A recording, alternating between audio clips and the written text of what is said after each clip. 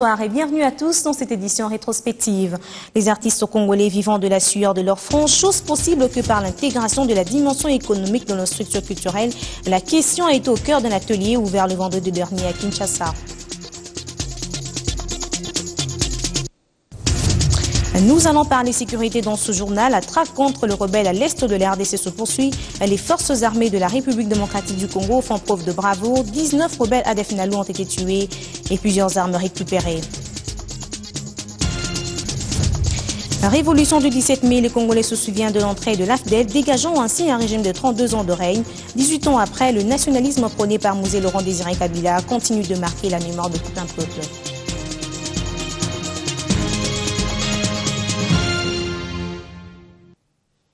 18e anniversaire aujourd'hui de l'entrée de l'Alliance des forces démocratiques pour la libération à Kinshasa. Étant donné que la date du 17 mai tombe un dimanche, sa commémoration a été ramenée ce samedi à travers l'organisation d'une messe d'action des grâces à la cathédrale du Centenaire. Des images prises le 17 mai 1997. Les troupes de l'Alliance des forces démocratiques pour la libération, avec à leur tête Laurent Désiré Kabila, faisaient leur entrée dans la capitale, mettant ainsi fin à 32 ans de règne du maréchal Mobutu. La prise du pouvoir d'État par l'Alliance des forces démocratiques pour la libération du Congo, sous la direction de son président, M. Laurent Désiré Kabila. L'Alliance assumant désormais l'autorité de transition.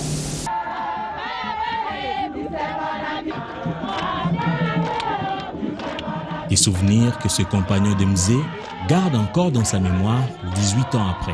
C'est 18 ans, mais moi j'ai un souvenir vraiment qui est très fort. C'est comme si c'était hier, nous nous sommes engagés d'une façon décisive. C'est la première fois et je pense que c'est la dernière, j'espère que c'est la dernière où j'ai trouvé que ma vie ne valait pas la peine. J'étais prêt à sacrifier ma vie pour le bonheur du Congo. La première bataille a été vaincue. La seconde, il fallait implanter la vision de la révolution.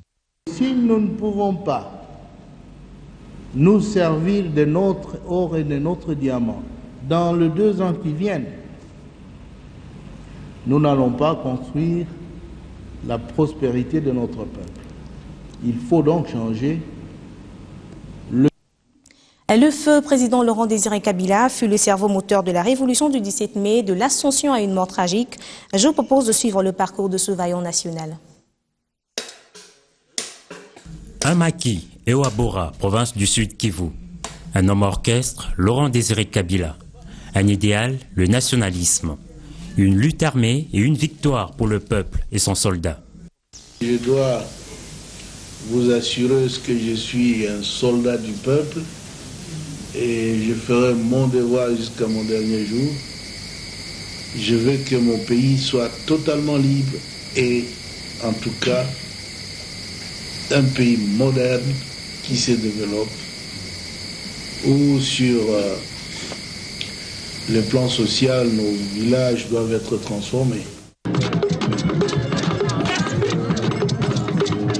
Un idéal et une vision qui méritent d'être expliqués à la nation d'abord.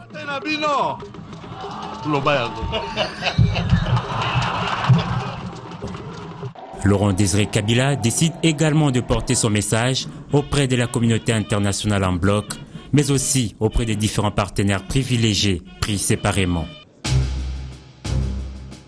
Sans oublier des personnalités mondiales de premier rang comme le souverain pontife. Sauf que sa vision est loin de reposer sur l'apport extérieur, et ce n'est pas ses balais diplomatiques qui lui fera changer d'avis. Alors s'ils ne comprennent pas, les Congolais comprennent maintenant que si nous ne pouvons pas nous servir de notre or et de notre diamant dans les 2 ans qui viennent, nous n'allons pas construire la prospérité de notre peuple. Il n'y aura pas assez d'écoles, pas assez d'hôpitaux, une vie décente serait difficile, on continuerait à croupir dans la misère. Il faut donc changer le sucre, donc l'essence de la politique. C'est peut-être cette vision qui sera à l'origine des événements du Palais de Marbre. Le 16 janvier 2001, ces palais avaient vu pour la dernière fois son locataire franchir son seuil. Un soudain silence lourd pesait sur ces palais et ces marbres.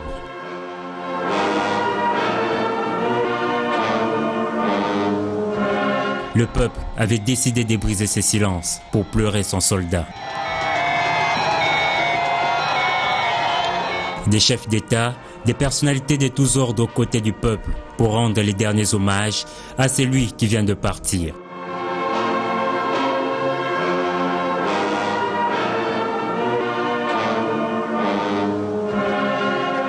Non, grâce à son héritage, il ne nous a pas quittés. Et Abdoulaye Rodia, l'un de ses vieux compagnons de lutte, semble l'avoir compris. Je vous regarde et que vous ne me voyez pas. C'est ça donc la mort. Je refuse que vous soyez mort. Nous refusons que vous soyez mort. Parce que, Monsieur le Président, vous voilà au terme, après un itinéraire riche qui nous a tous instruits à vous suivre partout où vous êtes allés, dans la montagne, à Ewa Bora, à Wimbidira, jusqu'à Kinshasa, où vous avez entrepris ce que le Mumba avait commencé. Les idéaux de Laurent Désiré Kabila qui prônaient l'auto-prise en charge ont survécu à l'épreuve du temps. Et à chaque étape de l'histoire, chacun pourra juger et dire si les pays les observent, s'en approchent ou s'en éloignent. Et puis l'actualité de la semaine a été marquée par la désignation du professeur Henri Mova-Sakani comme secrétaire général du PPRD, ambassadeur de l'RDC au Royaume de la Belgique, ancien ministre de médias, auteur de plusieurs ouvrages et compagnon de musée. Henri Mova-Sakani remplace Évariste Bouchep qui a cédé le fauteuil au motif d'incompatibilité avec son poste de vice-premier ministre, ministre de l'Intérieur. Toutes ces modifications sont intervenues dans un contexte de congrès du PPRD clôturé le vendredi dernier à la FICIN. Plusieurs recommandations ont été adressées notamment à la CENI, à l'Assemblée nationale et au gouvernement de qui l'on attend la paye des fonctionnaires selon le barème de Moody.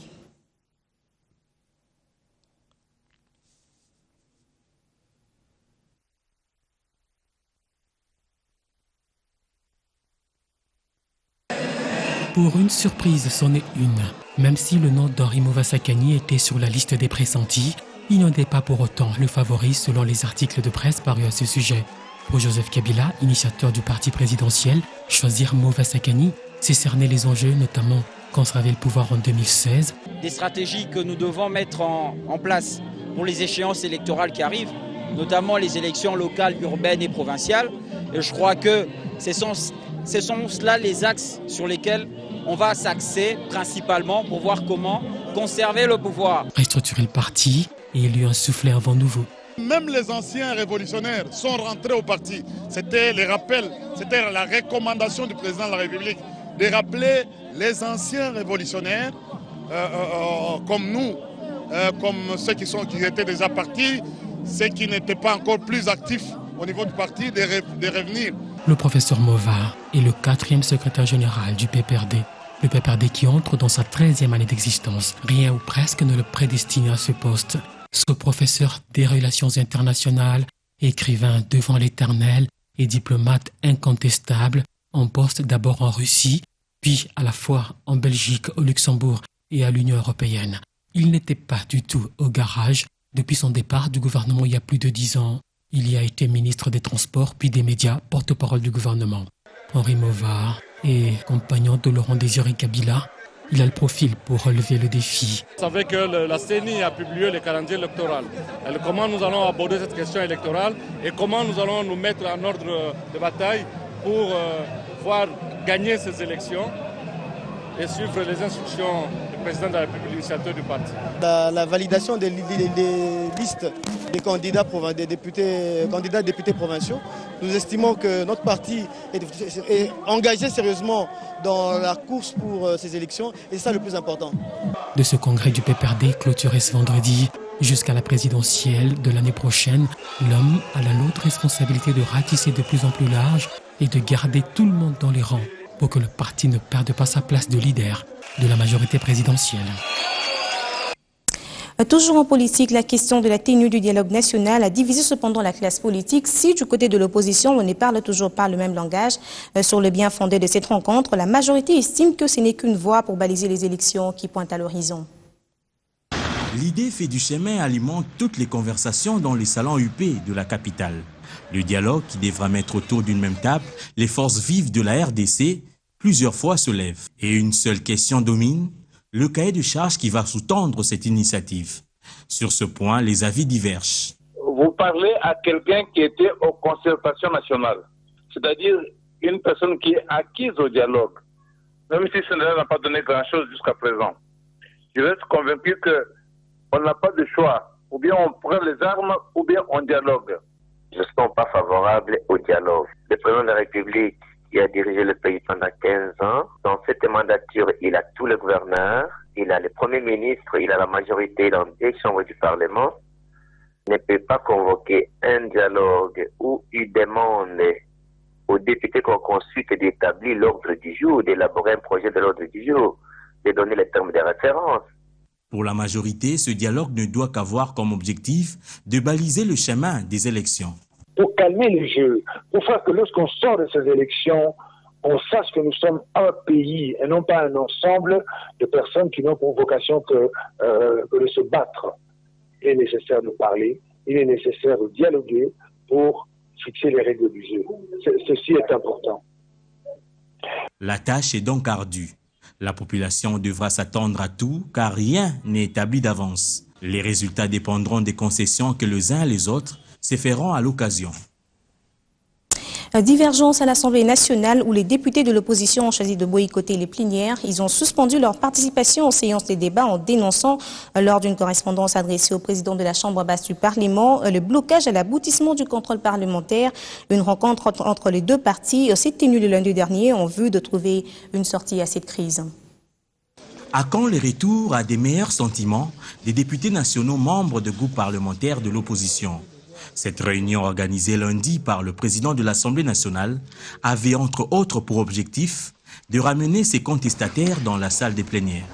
Il y a eu un échange franc entre le bureau et l'opposition en telle enseigne que une petite voie de sortie étant...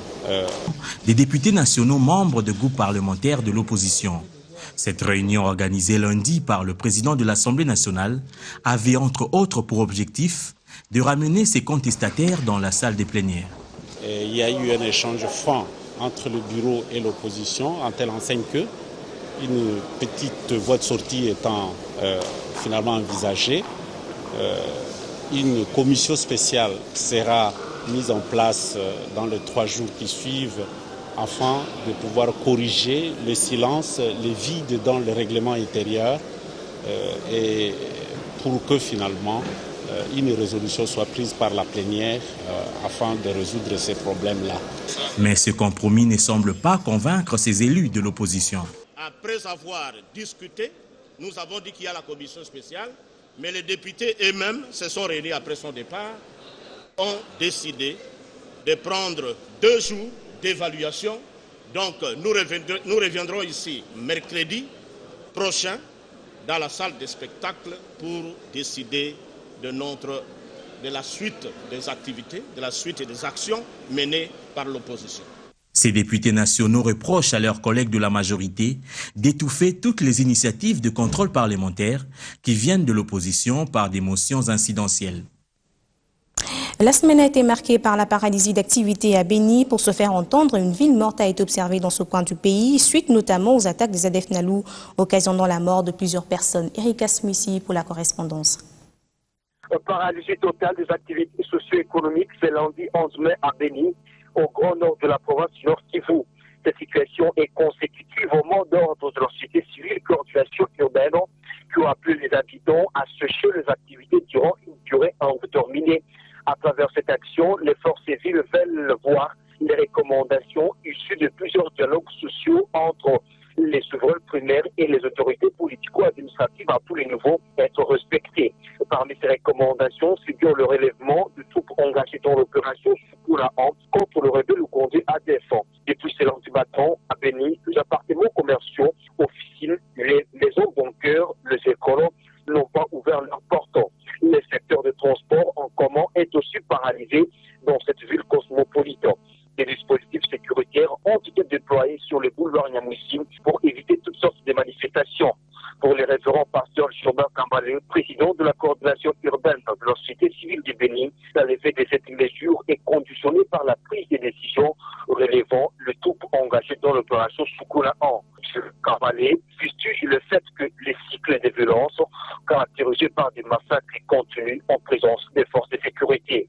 Pour l'heure, rappelons-le, les documentations des forces vivantes renseignent que plus de 400 personnes sont déjà massacrées en ville et territoire de Bénin. À cet effet, le vice-premier ministre, ministre de l'Intérieur et Sécurité, a séjourné à Béni où il a invité l'ensemble de la population au calme et à collaborer avec les FARDC. Les habitants de Béni ont été rassurés de l'implication du gouvernement congolais dans le processus de stabilité de paix dans cette partie du pays. On écoute Évariste Bouchab au micro de Erika Smissi. Nous avons rencontré toutes les couches de la population, la société civile, les mutualités, les jeunes, les partis politiques. Et nous avons affirmé l'autorité de l'État. L'État est partout, l'État ne peut pas abandonner sa population. Nous avons remercié et félicité la population de Béni pour son patriotisme, son sens du devoir, car elle ne s'est pas laissée berner par l'ennemi. L'ennemi est commun, nous devons mettre toutes nos forces ensemble pour le bouter dehors. Et c'est ce que la population a compris, c'est ce que la population a fait. Les mesures, la plus grande mesure, c'est la vigilance. Nous avons redit ce que nous avions dit, que cette police et sa police, ensemble, que la cruauté de l'ennemi puisse diviser la population congolaise. Nous avons dit que la population doit comprendre que cette police et sa police, l'armée, c'est son armée, ensemble pour la même cause, qu'on développe la même synergie, de sorte que l'ennemi puisse battre en retraite. C'est ce qui a été fait. Toujours dans le chapitre sécurité, lors de la traque effectuée par les FARDC, 19 rebelles à Defnal ont été tués et plusieurs armes récupérées. L'occasion faisant le larron, le commandant de l'opération Soukoula 1 a mis en garde tous les instigateurs des troubles. Qui, dans le strict respect des prérogatives reconnues aux forces armées de la République démocratique du Congo par la Constitution, de défendre l'intégrité du territoire national et les frontières, de participer à la protection des personnes et de leurs biens, les unités spéciales continuent la traque et la poursuite ennemie sans relâche sur plusieurs fronts. Pour les journées d'avant-hier et hier 12 mai, les hélicos des forces armées de la République démocratique du Congo ont effectué des frappes chirurgicales sur des positions ennemies causant de lourdes pertes à ces derniers. Pour aujourd'hui, le bilan fait état de 19 ADF tués et plusieurs armes et munitions récupérées. Et du côté ami, 4 militaires sont tombés sur le champ d'honneur, dont un officier supérieur et un officier subalterne. C'est pourquoi il continue à exhorter la population de ne pas rompre les mariages scellés entre elle et son armée, de continuer à faire confiance à celle-ci, de ne pas céder aux manipulations, à l'intox et à la propagande ennemie, d'alerter tout mouvement, car le déclin de l'aventure des ADF pointe à l'horizon. Afin de préserver la paix et permettre aux forces armées de la République démocratique du Congo de continuer sans relâche la traque de l'ennemi qui est à la fin de son aventure, les commandements des opérations se réservent les droits de procéder à des arrestations et de traduire tout fauteur de troubles dans les instances judiciaires pour qu'ils répondent de ces actes. La paix à Béni ne pourra être définitive qu'à la conjugaison d'efforts de tout un chacun. Je vous remercie. De la sécurité à l'entrepreneuriat, c'est autour du thème entrepreneuriat féminin que la commission dynamique femmes de l'Université catholique au Congo, en partenariat avec les femmes de la Fédération des entreprises du Congo, ont organisé une journée de partage. Objectif, donner aux étudiantes le goût de prendre les initiatives dans l'entrepreneuriat. Ayant constaté le manque de connaissances sur l'utilité et les avantages de l'entrepreneuriat féminin auprès des étudiantes et le manque d'initiatives pour la création des entreprises par de jeunes femmes, la Dynamique Femmes a résolu d'organiser une séance de partage avec les femmes entrepreneurs du Congo pour stimuler dans le chef des étudiants de l'Université catholique au Congo le goût de l'entrepreneuriat. L'essentiel pour nous au sein de la Fédération des entreprises du Congo, c'est de transmettre transmettre non seulement toutes ces valeurs que nous portons, mais aussi transmettre toutes les connaissances qui sont liées à l'exercice même de l'entrepreneuriat dans notre pays. Et je suis satisfaite de voir la prise de conscience qui est celle de notre jeunesse aujourd'hui.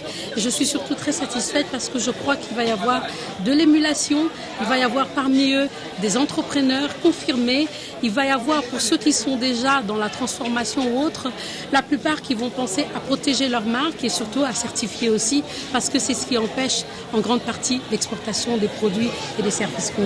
L'esprit d'entreprise pourra leur permettre de s'occuper et pourquoi pas de commencer en tant qu'étudiant à élaborer quelques petits projets. Quant aux étudiantes, elles ont émis le vœu de favoriser la réduction du taux du chômage dans le pays en créant l'emploi après leur cursus estudiantin. C'est un sujet qui nous porte à cœur parce que nous, les étudiants, généralement, quand on termine les études, on a tendance toujours à aller chercher de l'emploi. Or, avec une conférence comme celle-ci, je pense et je suis certaine que celles qui sont ici ont maintenant des idées pour créer des emplois au lieu de chercher l'emploi. Parce que nous nous sommes rendus compte qu'il y a vraiment du travail à faire en RDC et que tous nous ne devons pas avoir une position de demandeurs d'emploi. Plutôt, nous pouvons aussi créer des emplois. La conférence nous a beaucoup apporté, à moi personnellement, puisque j'avais beaucoup d'idées par rapport à comment entreprendre. Maintenant, je sais peut-être me focaliser sur ce dont je pense depuis très longtemps. Et aussi, elles nous ont apporté un épanouissement d'idées, je peux dire ça. Le développement de la RDC dépend aussi du secteur privé, de l'entrepreneuriat féminin, étant donné que les femmes constituent la majorité de la population congolaise. À l'occasion de la journée mondiale de lutte contre l'hypertension artérielle célébrée le jeudi dernier, des chiffres ont été rendus publics. 1 milliard de personnes souffrent d'hypertension artérielle à travers le monde, soit 40% dans les pays occidentaux et 60% dans les pays en voie de développement. La RDC n'est pas du tout épargnée de cette pathologie qui ronge des milliers de personnes. Seuls les prélèvements de la tension artérielle demeurent le moyen le plus efficace d'y prévenir.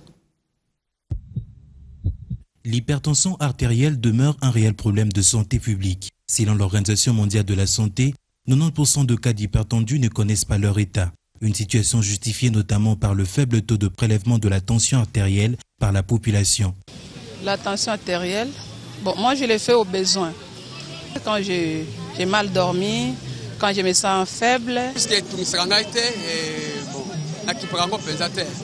À peu près 6 mois, puisque... il y a déjà quelques temps passé, je ne me rappelle pas vraiment, mais quelques temps déjà passé. Non, ça fait longtemps. Le prélèvement de la tension artérielle, geste visiblement simple mais indispensable à la lutte contre cette maladie, qualifiée des tueuses silencieuses. Que l'hypertension artérielle était une tueuse silencieuse. Elle reste asymptomatique jusqu'au moment où elle va se déclarer, elle va se manifester par ses complications. Et donc l'hypertension artérielle a des conséquences sur le cerveau. Elle est responsable des AVC. L'hypertension artérielle a des conséquences sur les yeux. Il faut une détection précoce de l'hypertension artérielle. Et pour cela, il est de bon droit qu'une personne, un homme notamment, à partir de l'âge de 55 ans, spontanément, même s'il n'a pas de symptômes, aille faire contrôler sa pression artérielle. En dépit de causes précises quasi inexistantes, l'expert martèle sur la ligne de conduite censée permettre de prévenir en amont l'hypertension artérielle dite essentielle. Bouger, il faut éviter de rester à son bureau et puis rentrer à la maison pour dormir. Il faut faire de l'activité physique, une activité physique régulière, pas n'importe quelle activité physique. Celle que nous recommandons, c'est la course, c'est la marche, c'est le vélo, c'est la natation.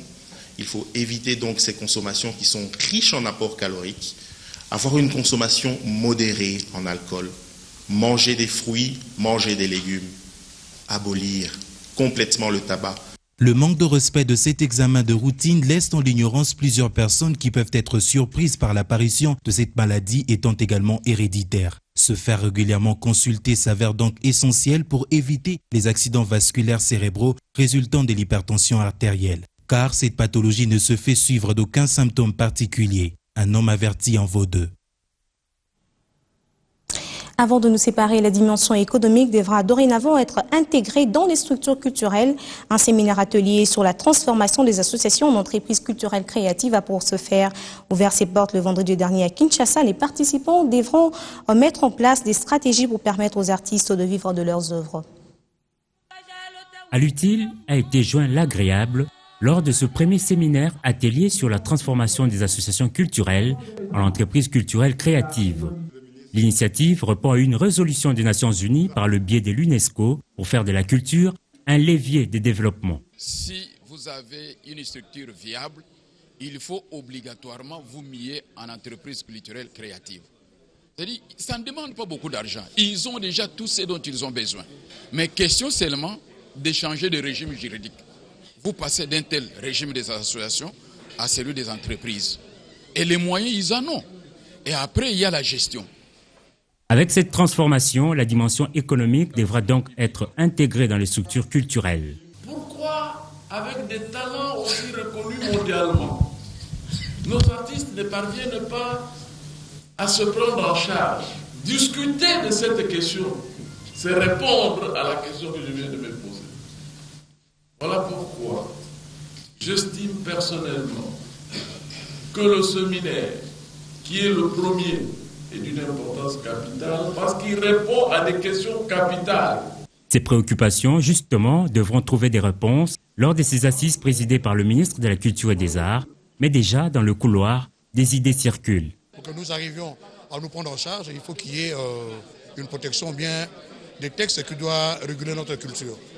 La réflexion va être profonde pour nous qui avons une expérience de terrain, pour nous qui avons une certaine théorie aussi, à pouvoir échanger et essayer de voir de quelle manière nous allons avancer vers le gain. Le baisser des rideaux de ces séminaires ateliers interviendra les 18 mai prochains. Merci de votre attention particulière à cette édition rétrospective.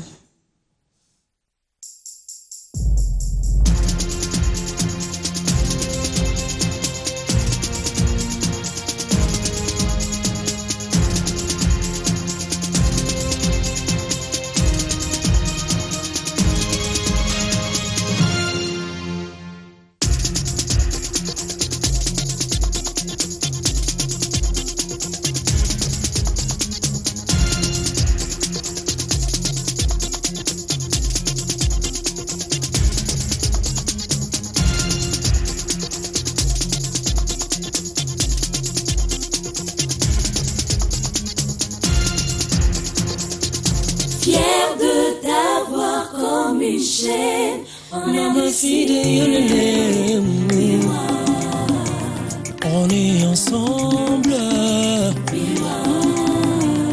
We are together. Come on. Estamos juntos. Sisi ni pamoja. Beto kelemosia. Ya solo tozabo moko.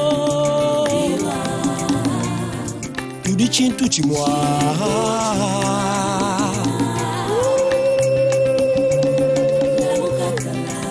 Oyakanito beta lolo sebae. L'excellence dans la simplicité, c'est Biwa.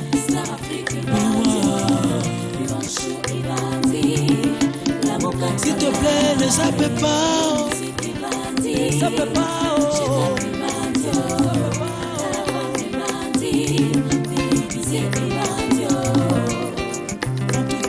Le reflet d'un Congo qui avance, Bissot.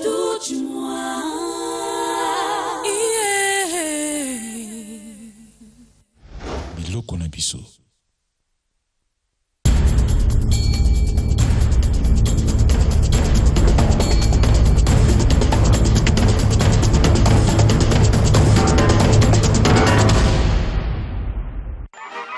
Ils sont de retour. Après Maître Gims, Zao, Icon Prod et Tamaout présentent le rendez-vous inédit saison 2 à ne pas manquer. Caris, Colonel Réel et des guests surprises. Le 23 mai à Kinshasa, au parking du Grand Hôtel. Mes deux questions préférées, je vais faire de tous ces deniers. Si je te fends le crâne en deux, quel œil va fermer le premier? Laisse-moi être celui qui partage ta vie. Oui, celui à qui tu te confies. Nul ne saura te comprendre mieux que moi. Roi du Zaïre, roi du Zaïre. On a ramené les corps, on a ramené la sabre, on a ramené l'ingala. D'un panero, on peut te mettre dans une civière. Ici ça rigole jusqu'à en pleurer des trois rivières. Signal, y'a une chapine qui te vise. Timal, c'est ce que le loco me dit. Bana Congo, Ekoinda.